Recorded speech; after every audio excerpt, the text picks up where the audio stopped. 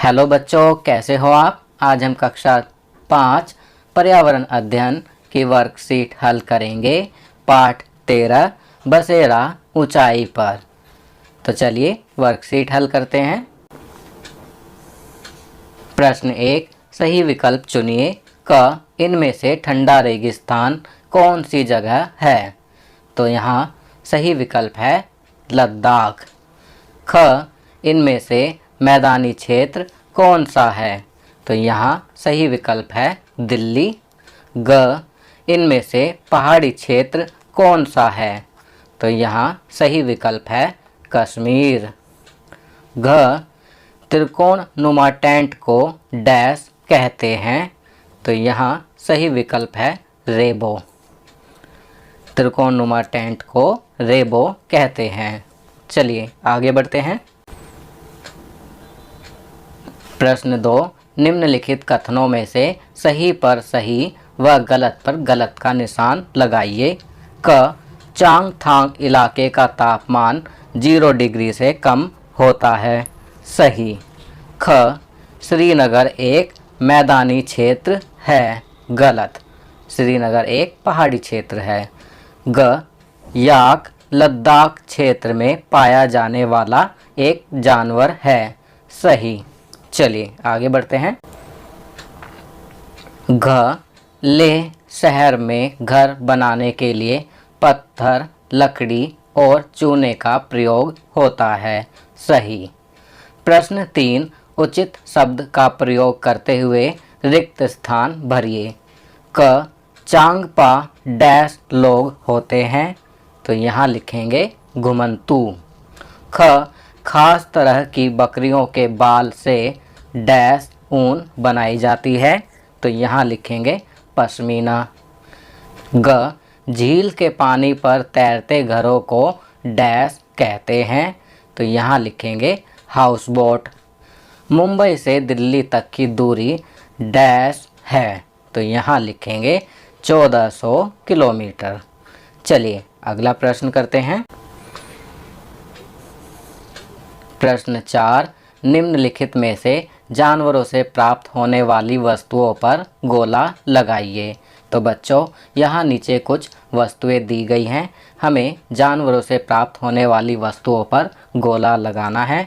तो यहाँ हम गोला लगाएंगे दूध, चमड़ा, ऊन, पश्मीना, मांस। ये सभी चीज़ें हमें जानवरों से प्राप्त होती हैं। प्रश्न 5, दिए गए दोनों चित्रों को ध्यानपूर्वक देखिए तथा दोनों क्षेत्रों के घरों में अंतर लिखिए। पहला चित्र दिया गया है पहाड़ी क्षेत्र के घर का।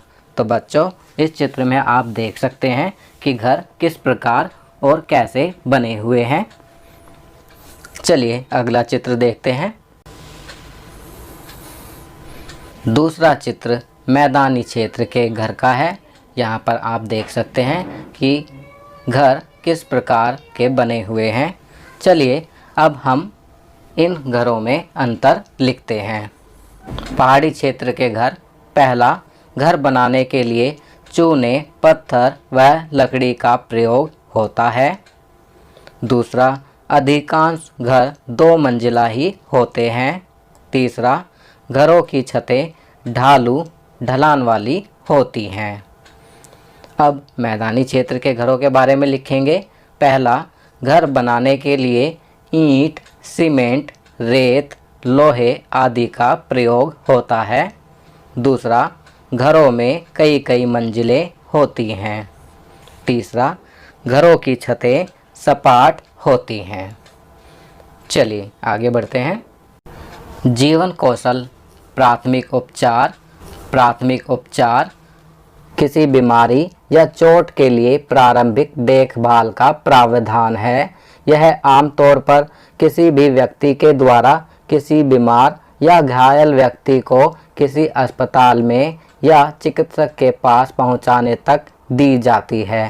प्राथमिक उपचार का मुख्य उद्देश्य इलाज करना नहीं है, बल्कि तब तक सुरक्षा सुनिश्चित करना है जब तक कि रोगी या प्रभावित व्यक्ति विशेष को उपचार नहीं मिल जाता।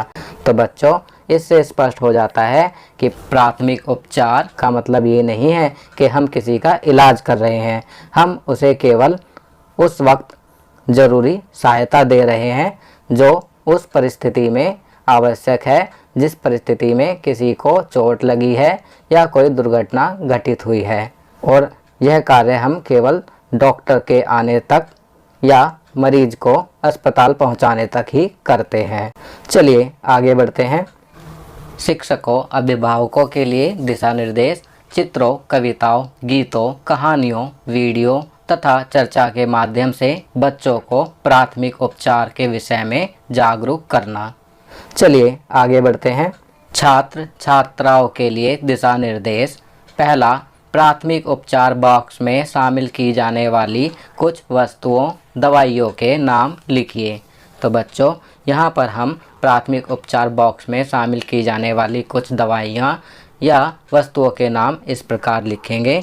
सेवलॉन या डेटॉल, एंटीसेप्टिक क्रीम, रुई, पट्टी, बैंडेज, सफ़ेद टेप, थर्मामीटर, कैंची, सिर दर्द, उल्टी, पेट दर्द व बुखार आदि की दवाएं, ORS, ग्लूकोज, साबुन आदि।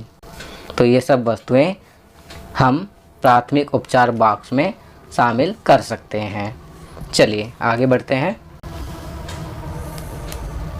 प्रश्न 2, यदि आप एक मैदान में खेल रहे हैं और आपके किसी साथी के घुटने में खरोंच आ जाती है, ऐसी स्थिति में आप उसे क्या प्राथमिक उपचार / सहायता देंगे? तो बच्चों, इसमें हम लिखेंगे, पहला, सबसे पहले हम अपने हाथ धोएंगे ताकि संक्रमण ना हो। दूसरा, डेटॉल में थोड़ा पानी मिलाकर या सेवलॉन के लोशन से खरोंच वाले हिस्से को अच्छे से साफ करेंगे। तीसरा, प्राथमिक उपचार बॉक्स में रखी एंटीसेप्टिक क्रीम को खरोंच वाली जगह लगाएंगे। चौथा, साथी को टिटनेस का टीका लगवाने के लिए कहेंगे। पांचवा, अगर खरोंच ज़्यादा है तो डॉक्टर से उपचार कराने के लिए साथी को कहेंगे। चलिए आगे बढ़ते हैं। कोरोना जागरूकता अभियान। कोरोना से बचाव के लिए पहला, हमेशा फेस मास्क पहनें। दूसरा, हाथों को साबुन व पानी से बार बार धोते रहें। तीसरा, भीड़ भाड़ वाली जगहों से बचें व सामाजिक दूरी बनाए रखें। तो बच्चों, ये वर्कशीट यहाँ कंप्लीट होती है। अगर यह वीडियो आपको अच्छी लगी तो इसे लाइक एंड शेयर ज़रूर करें। अन्य विषयों पर बने हमारे लेटेस्ट वीडियोस को देखने के लिए चैनल को सब्सक्राइब करना ना भूलें और देखते रहिए हमारा channel knowledge kingdom. Thank you.